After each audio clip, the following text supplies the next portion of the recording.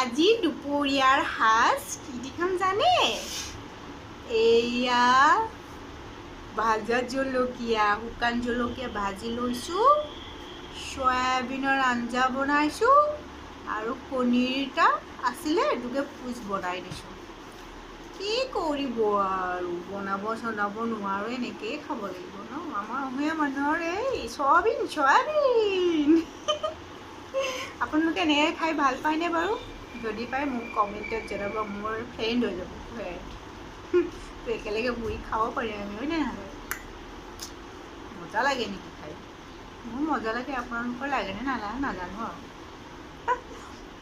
বনাব নোৱাৰা মানুহৰ এনেকৈ মজা লাগিব ন। জলকীয়া